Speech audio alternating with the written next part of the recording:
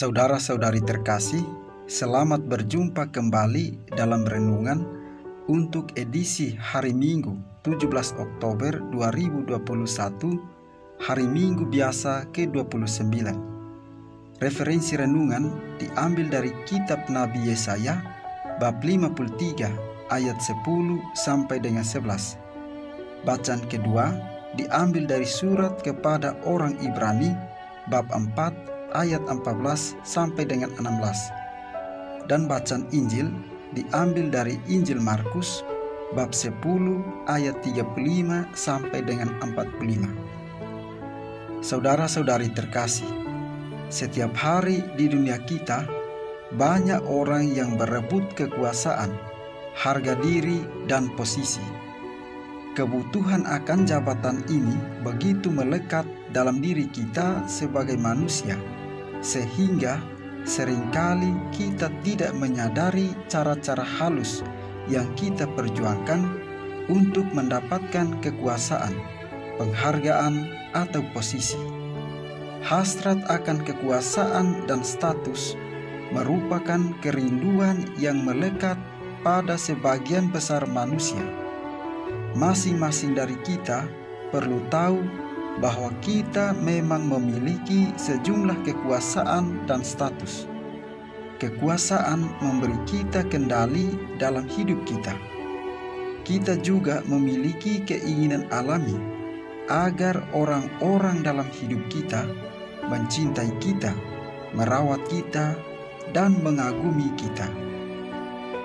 Saudara-saudari terkasih, perikop Injil hari ini mengisahkan tentang Yesus yang berbicara untuk ketiga kalinya tentang kematian dan kebangkitannya. Yesus memanggil ke-12 muridnya dan ia mulai menyampaikan kepada mereka apa yang akan terjadi atas dirinya.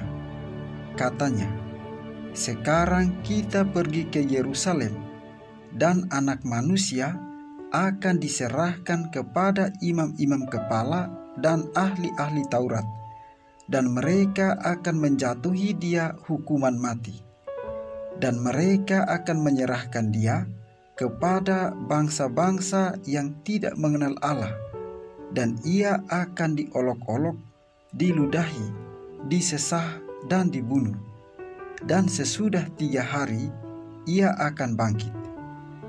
Saudara-saudari terkasih, Allah telah bernubuat melalui Nabi Yeremia bahwa Israel telah melanggar perjanjian yang diadakan dengan nenek moyang mereka. Maka Allah telah membuang Israel dan Yehuda dari tanah perjanjian itu sebagai bukti bahwa perjanjian itu telah usang, sehingga Allah perlu mengkonfirmasi lagi perjanjiannya dengan umat manusia tentang keselamatan dan pembaharuan. Allah tidak lagi menggunakan perantaraan nabi, imam, dan raja untuk mengikat kembali perjanjiannya dengan Israel, tetapi lewat putranya Yesus Kristus. Saudara-saudari terkasih, Yesus memahami rencana Allah, dan untuk itulah Dia datang ke dunia. Yesus akan mati sebagai pengganti bagi para murid dan bagi semua manusia. Ia mengetahui bahwa perintah dan janjinya tidak mengubahkan mereka. Mereka tetap sombong, keras kepala, dan tidak bisa mengasihi. Karena itu, Ia memperdamaikan mereka dengan Allah sehingga Roh Tuhan bisa berdiam di dalam diri orang-orang yang sudah dibenarkan, diperbaharui, diubahkan, dan dikuduskan sepenuhnya. Saudara-saudari terkasih, Yakobus dan Yohanes datang kepada Yesus dan berkata, "Guru, kami ingin Engkau melakukan bagi kami apapun yang kami minta, yakni berikanlah agar dalam kemuliaan-Mu kelak kami dapat duduk satu di sebelah kanan-Mu dan satu lagi di sebelah kiri-Mu." Akan tetapi Yesus menjawab mereka bahwa cawan yang aku minum, kamu akan minum, dan baptisan yang dengannya aku dibaptis, kamu juga akan dibaptis. Namun, permintaan untuk duduk di sebelah kanan dan di sebelah kiri, saya tidak berhak memberikannya. Itu akan diberikan kepada orang-orang yang baginya telah disediakan.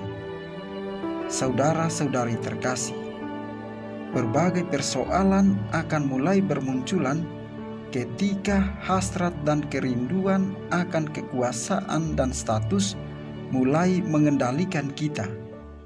Inilah sebabnya mengapa Yesus dengan tegas memperingatkan murid-muridnya. Yesus menginginkan agar kita melayani orang lain daripada dilayani. Dia ingin kita menggunakan energi kita untuk melayani mereka yang membutuhkan, daripada berjuang untuk mendapatkan tempat pertama demi sebuah popularitas dan pujian semata. Mengikuti Yesus berarti mengambil jalan yang berbeda dengan dunia. Saat bekerja, kita melaksanakannya dengan cara, tindakan, tujuan, dan motivasi sesuai dengan nilai-nilai etika kerajaan Allah, bukan nilai-nilai dan etika kerajaan dunia.